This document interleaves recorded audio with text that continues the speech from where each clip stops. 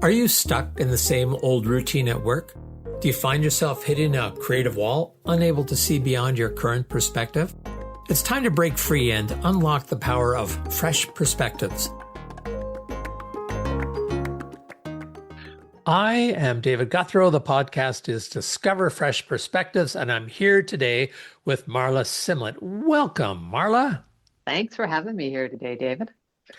So, Excited. Marla, when we were out, we always just do a couple of minutes. Can we stop? I just realized when we opened it up, my screen could we start again? Sure. Yeah. Sorry about that. I try to cover up the ugliness of this room.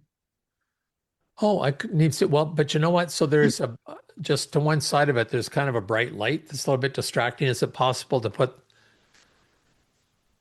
yeah, it's probably because, no, I think it's from light coming in and reflecting off the door. You're right. Yeah. May not be able to do anything about it, but, putting the screen over a little bit more. So, yeah. Yeah. It's still got that brightness. It's a sunny day. It's a good thing and a bad thing. I know. You should enjoy it. Yeah, that's just going to happen. What happens if you open the door? What's on the other side? It goes out into the living room, which isn't too. How's that? Well, it's really bright. Where do you live that you've got so much brightness? You are probably thinking. Yeah, and it's actually not that bright in our apartment, so I don't know. But so is there a light? Are you looking towards the window? I don't think so. Let me turn this off. Did that make a difference? Not really. Not really, no.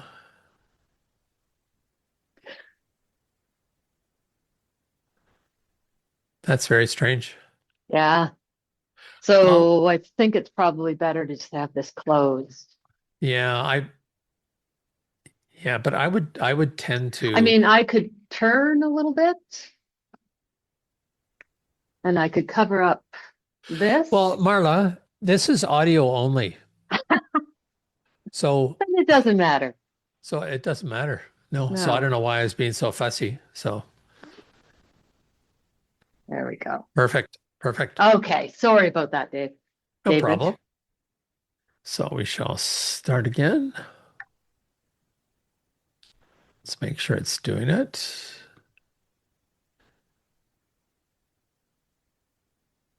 Okay. So I'll just cut off that front end. So David Gouthro here with an episode of Discover Fresh Perspectives. And today as my guest, I have Marla Simlett. Welcome, Marla. Thanks for having me here today, David. So Marla, when we were chatting just a little bit before we started recording the call, you said one of the things you're passionate about is laughter and humor. And so maybe let's just go back to when did you discover that was something that was important for you, important enough to actually make a living talking about it? Yeah. I've always loved to laugh and make people laugh. And one of the things I wanted to be when I was a kid was a comedian. Didn't think that was going to be a good career move. So I've always used laughter and loved laughter in my life. But about 5 years ago, I started actually dipping my toe into kind of some of the stand-up comedy and being a little more intentional with laughter. I'm also a therapist, and I found I was bringing laughter into my therapy sessions a little bit as a way to kind of lighten the mood and help people be less defensive. And I realized that was kind of my purpose or my passion, was to help people heal with humor, to help bring people to a spot where they could be a little more open to new perspectives and new ideas using the thing that I love, which is laughter and joy. So that is kind of where it launched.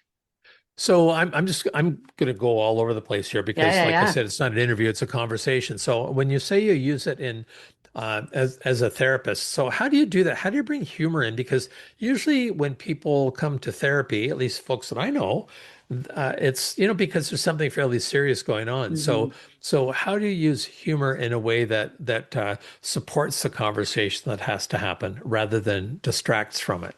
Yeah. And certainly therapy can be heavy work.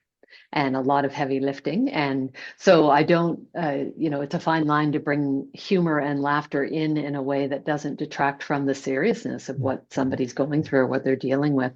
It's about finding those opportunities where you can shift the perspective a little bit. So as an example, I'm often working with people, with clients who have places where they're stuck, and places where, it's, I'm doing the same thing over and over again. I see this pattern, I see this, dating the same people or having the same conversations. And so because I do parts work, which is kind of identifying pieces of yourself, usually younger versions of yourself who have formed that's been their role to do that, and it was adaptive at the time, and now not so much. So sometimes bringing humor in is about giving them fun nicknames and kind of personifying those parts, so that it takes away shame a lot of the time. It takes away kind of that internalization. You kind of put them, so this is, Tammy Too Much, or this is, Love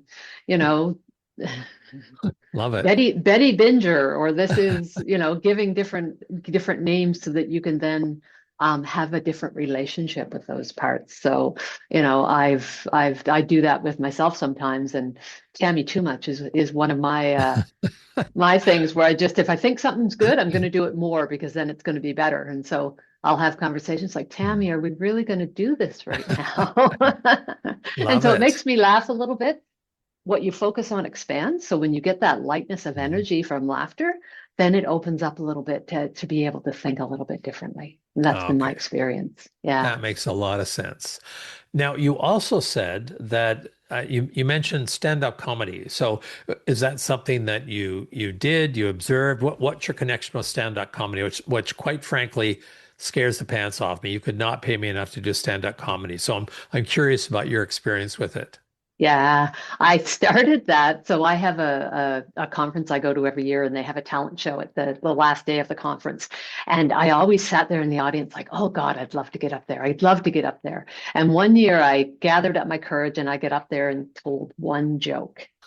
And people loved it. And it was like coming home. I loved it so much. And people were like, oh my God, you should write your own stuff. You should da da da da da.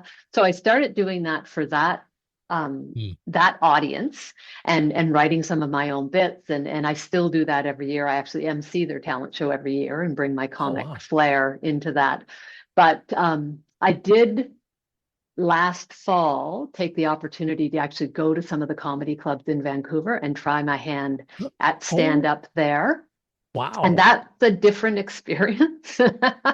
I did okay. There was some crashing and burning. And I found that it wasn't my niche. Number one, you got to stay up really late to be there, because they don't start the, amateurs until really late. And I don't know that it was the audience that I was looking for, but it was a great experience. And so now I find I bring that stand up, or that comic flair into the speaking that I do and the emceeing that I'm doing. And I get my satisfaction that way, instead of kind of the comedy stage. Well, and I mean, that's very interesting that it wasn't your audience. So, do you have a sense of how you determine in advance how open people are going to be to whatever type of comedy you want to offer them? Is there any way to do that, or do you have to kind of try it first and see how people respond, and then shift gears very quickly? Yeah. I think shifting gears is key, and that's something I'm still learning. And that was what was so interesting about the comedy experience, is that kind of you have to be right there with the audience, and you have to be able to shift. And I was so used, because I started my comedy, I do a lot of it online to a quiet audience when I'm doing, because we do and so I'm used to doing a monologue, right? And seeing people laugh, but not kind of having the pauses. So the timing is very important, and being able to shift. And then I think if you can know your audience. So the first time I got up on stage, Dave, I spent a week polishing this 4 minutes about the benefits of menopause. It was very funny. I thought it was very funny. Some other people thought it was funny, but I get up on stage and it's like 11 o'clock at night in Vancouver, and my audience is 20-year-old men and some women who've been drinking. They had no interest in listening to me. And so it was just like this lead balloon. And so if you can know your audience, so I've got that bit anytime I hear people talking about doing something with menopause, I'm like, I got a bit. You want me to come? And I'll share that with you, but not for a late night amateur hour. So one of the things I'm thinking is that like one of the differences I see between being a stand-up comic or a stand-up comedian and someone who just uses humor in their work is that when you're a stand-up comedian, like you say, you have to have your bit. And when you're doing your bit, it's really hard when you have 4 minutes to do something totally different. Yeah. Whereas, so it's tough to be, I think, other than maybe quick repartees to the audience, it's really hard to be spontaneous. Whereas when you're working in front of a group and it's live, it's very easy to be spontaneous, and it's probably very important to sort of bob and weave as you were referring to when things come up. Yeah. Yeah. Yeah. And that's why I love that, like the MC work. And I know you've done some MC work as well. That's where I find it so much fun, because you tune into the audience, you get their energy, and you're able to, do the callbacks on things, like you're using some of these stand-up comedy techniques or comedy techniques, but using them in the moment. So if something funny has happened earlier on, you're able to talk about it later, and linking things together. And I always like to try to come up, knowing my audience, come up with some great metaphors to start with that you can weave in throughout the day, and just let it take off. Like when I do that work, I really just go with the flow, and be, as silly and ridiculous as the event warrants. And just bringing that joy and laughter. So I'd like to stick with the stand-up comedy for just a moment, and Sure. I'll tell you why. Because what I'm curious about is, what you learned about yourself and thinking about going into it and doing it and deciding that wasn't right for you. And the reason I asked the question, that a very, very successful speaker that I know took comedy at I think it was at Langara College or something like that, and where they teach jokes and write jokes and stuff like that. And she'd call up, frequently and say, "Try this. How's this? How's this?" And at the end of it, she said, "I came to realize that I'm not funny, and that I shouldn't try to be. That doesn't work for me." So, so what did you learn as you were going through that experience, both of deciding to take a shot at comedy or a stand-up comedy, doing comedy, and then sort of the after effect of that? So, if any of this stuff gets too deep, Marla, you could just pretend No, there's I'm an a open power book. failure. But I'm curious if you're willing to share that. Yeah, it was quite the process, because getting up on stage, that took me a while to get there, especially on the comedy stage. When I first did my one joke, I knew the audience, right? But to get up on that comedy stage was like, oh, I would never do that. Oh, I would never, well, maybe I could do that. And then I got to a point where it's just like, this is something I have to try. And so there was a lot of prep. And one thing I learned is that I prep too much. And that's a theme in my whole life, like Tammy, too much. I want to be ready. I think if I can be ready, then everything's going to go well. And I was so ready. And I got up there, and it just boom. And my husband was there. I brought him. I told him I couldn't have him sitting where I could see him, but I wanted him there kind of for support. And I walked off the stage, and I got a chuckle or two, like, but I walked off the stage, and I sat down, and I immediately went into this, and I can feel it as I talk about this, kind of like, well, that sucked. And, my husband was like, well, like, later on, I got some constructive feedback, but he was just like, good for you for getting up there. But what I also learned is I didn't stay in that space. Like, I was like, you know what? Good for me. That was a big, big thing. And I see where there was some mistakes. And the next week I made up a different bit, building on that, because my second bit was, why do people get up here over and over again? And I built the whole thing on the theme of Comedians Anonymous and how I had to go to Comedians Anonymous because I kept getting up on stage and falling flat. And I went back the next week and I did it again and it went much better. But it was just that process for me of I'm not gonna fail at this. I'm not gonna let that failure stop me. I'm gonna keep going. So there's a couple of things I want to dive into here. I'm enjoying this. I hope you are. Oh yeah, I'm loving it. So you talked about you were really ready. And so the question that occurs to me, how does being ready sometimes put handcuffs on us? Like what's the upside and the downside of being ready and whatever the context is? Yeah.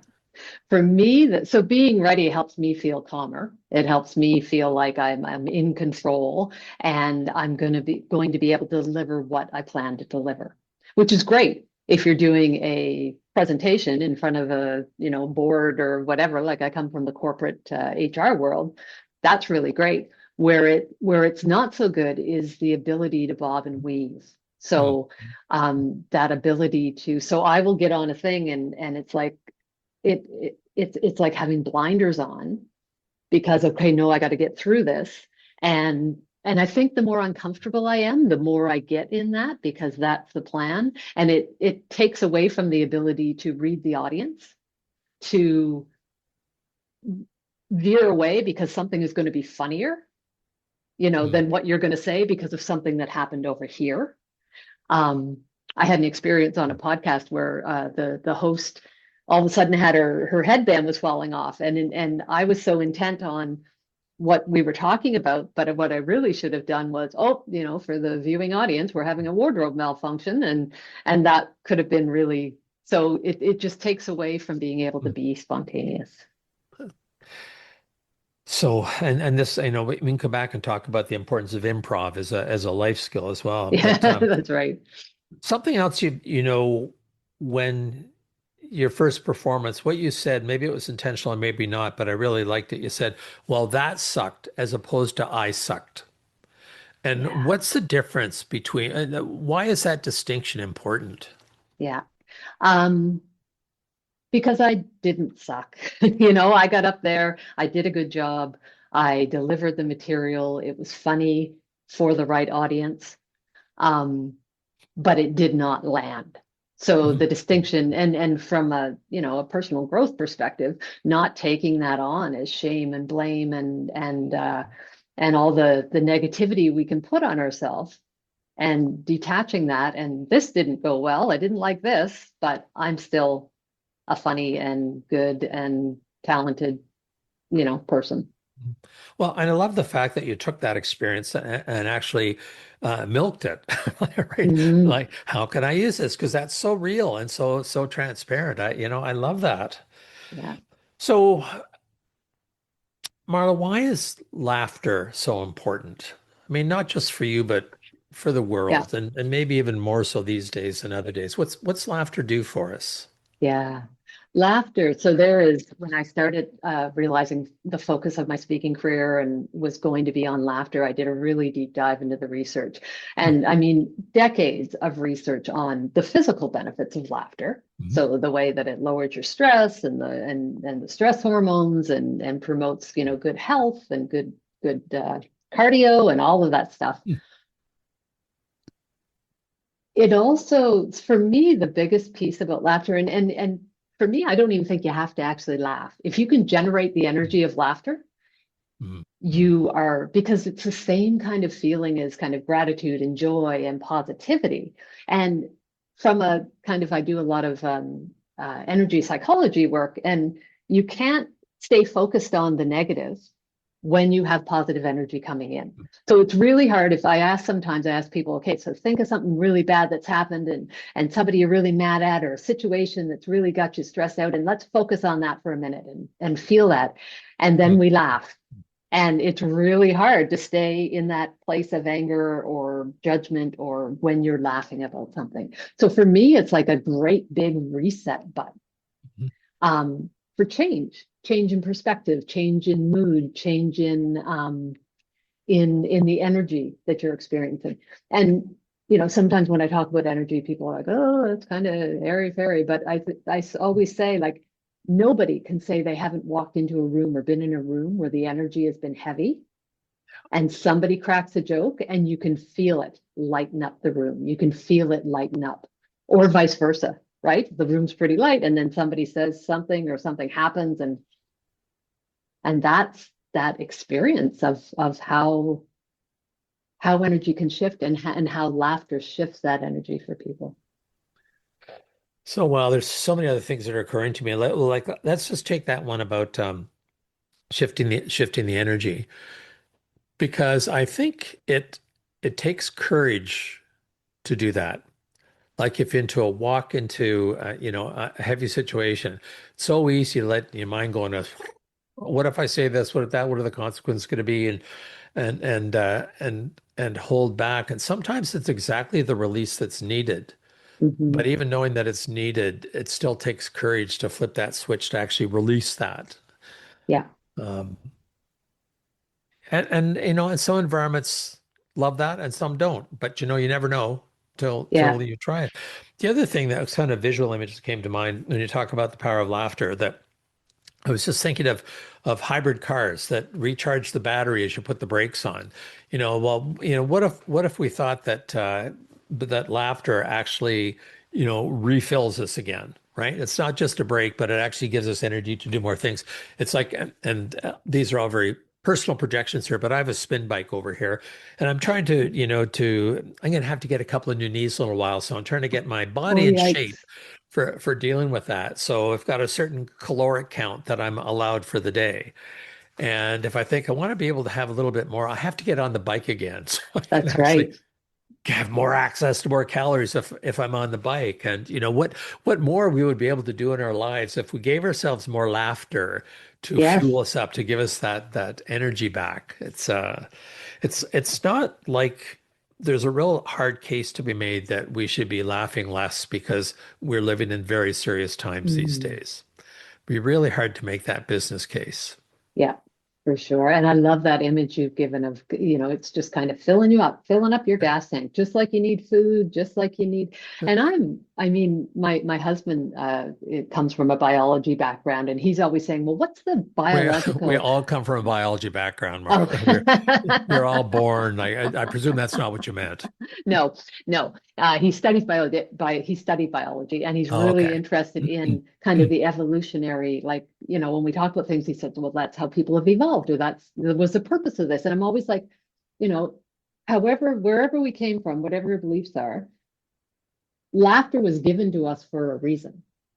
Right. And so what is that reason? And it's that it's a common denominator that brings people together, that builds trust. That there's one theory, this is one of my favorites, that they talk about social bonding. They're like, when we were apes, or apes use their social bonding is actually nitpicking, right? They're picking the nits off each other. And so they said one theory is that laughter has evolved. So it's actually nitpicking Oh, as a interesting. way of connecting each other. So I love that image. But what was my point? That yeah, so it was given to us for a reason, right? And that reason, I think, is to create those bonds and to fill us up, to be able to help us be in a more positive space. And we can focus on the negativity.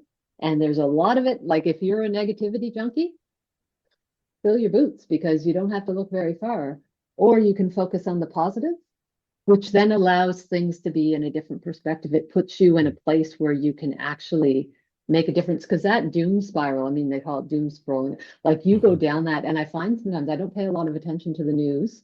My husband reads a lot of the news, and I said, tell me if there's something I need to know, because I find I get into this Yeah. place and I'd rather be over here, so that if there's something I need to respond to, then I'm going to be in a place of power and strength to be able to deal with it, a place of positivity. So I'm going to ask you a question that you may not be able to answer, but I'm going to ask it anyhow. So in terms of the quality of laughter, like to me, there's kind of a range from just kind of chuckling inside to a full body guffaw. So, how and the reason I ask this because sometimes I see people once they start laughing, they can't stop. And then Yeah. there's just full bodied, and the people say, "Oh, I haven't had a good laugh like that for such a long time." Is there a way to shift gears from sort of the norm of the gentle chuckle, not really bothering anybody, to being willing to experience that full body, laugh that just kind of releases everything? Is there a way to Yeah. actually, engineer that or control that dial or the accelerator to get to that point? Because I think we could all use a lot more of that. Yeah. I mean, laughter yoga, which is Mm. is based on kind of I can't remember the name of the person who invented it, but it's about bringing people into that place of full laughter. And it Huh. seems really fake at first. And I've done some laughter yoga classes. I know some laughter yoga practitioners, and and you start laughing, you do different exercises to laugh, but it doesn't take long before you're getting into this kind of contagious Mm. laughing. And the beauty is we're not that smart.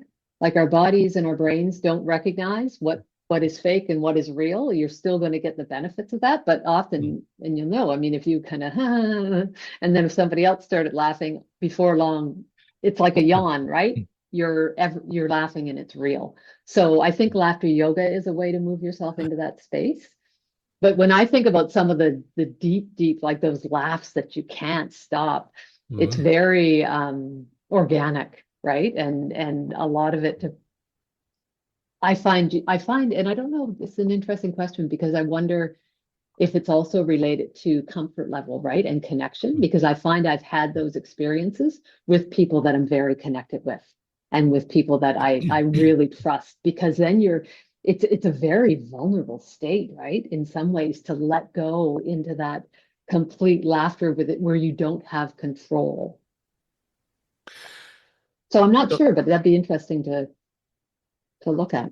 well, you tweaked another thought, excuse me, which is about the importance of psychological safety and being in a non-judgmental environment. And sort of how do you see, maybe you can expand upon that, the connection between people's willingness to laughter and psychological safety, and what's the role of leaders, let's say, because you're in HR, working Yeah, with leaders. What's the role of leaders with respect to, creating an environment where laughter is okay, if yeah. if in fact they believe there's value there? Yeah, there's tons of research, David, on laughter in leadership and humor in leadership, and how it builds a leader's credibility, it builds trust in a leader, um, and helps build team cohesion along with creativity Mm. and innovation and all of these things.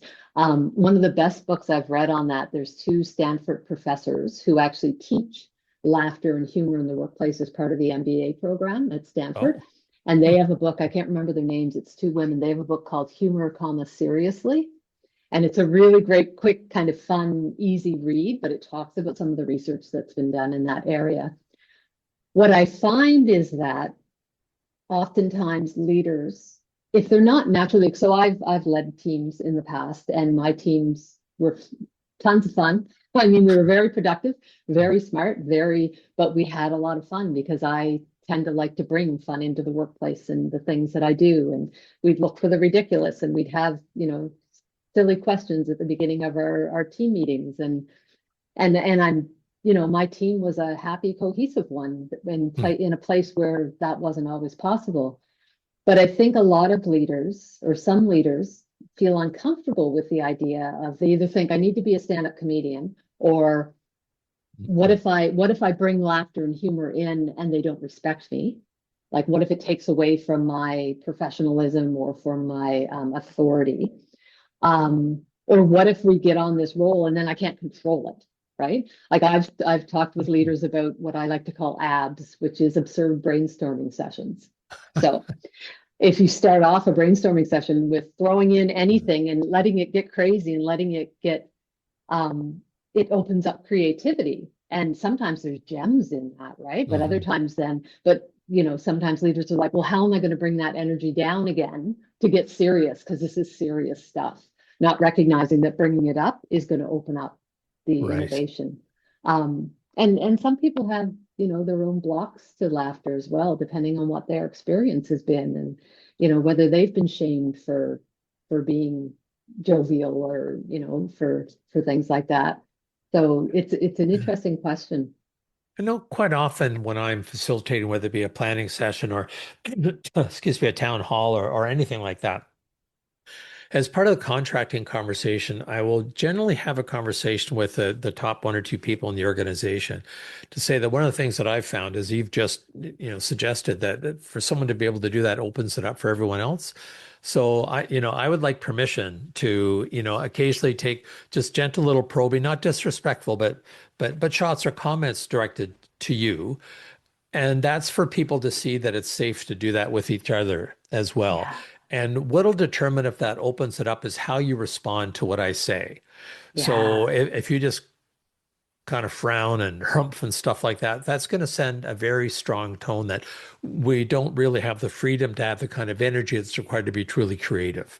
So, Yes. and most people are really, really good at that. Like one of the things I'll quite often do at the end is I have this, it's a powder called, I think it's called slushy powder or something like that.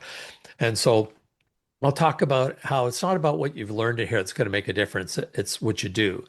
And so I'll have this glass and I'll pour water into this glass. The slushy stuff is already at the bottom. And I'll say, so it's just like what we've been doing for the last couple of hours, the last couple of days is pouring ideas in. And I'll just for a demonstration, could you please come up here and ask the president, the CEO, whatever, to come up and sit in this chair. And so, what happens if we don't use it almost immediately, we actually lose the ability to do it. And of course, nothing comes out, but everyone is like in a Ah. total panic. It's only ever failed once where it ended up plopped on the person's shoulder. But it's, letting them allow themselves to be vulnerable because it actually serves them well to be human in these challenging times. Yeah, yeah, exactly. And the more human they can be, as you say, I love that, the more they're opening up the space for other people to do it. One of the things, and you kind of speak to this, is I have talked to leaders about, you don't have to be the funny one either. Mm. You Right. have to open up the space. And like you were doing, you curate your team as a leader, right? So find the person in the team that does have some of the funny and allow there to be permission for that person to help you bring the funny too. So whether it's organizing a funny event or a funny question at the beginning of a team meeting, but use your team, use them for the strengths that they have, because that's your job as a leader, right? So again, I'm just reflecting on my role. And if I'm doing, excuse me, if I'm doing a keynote, I'll try to arrive the night before because usually there's a reception or something and just ask, so who are the crazy ones in this group? Who are the ones that are really fun loving? And go connect with them and let them know that I may refer to you the next day, Yeah, just again to set the tone. But Marla, there's probably some people listening to this. I hope there's hundreds of thousands of people listening to this, but even at if it's only least. two, and they're driving and they're thinking, oh, I really need to laugh more. What are a couple of suggestions you could give to them on how they could bring more laughter into their lives? I think Yeah. it'd be, So it's International Humor Month, so it's a great month oh, to be talking about laughter. And one of the things I've been talking about on some of my social media posts are the igs and the eggs. And so the igs are your internal giggle generators. So the things that you bring up, and I like to say that I was lucky to be born with an ig, an internal giggle generator, because I can just turn it on and off.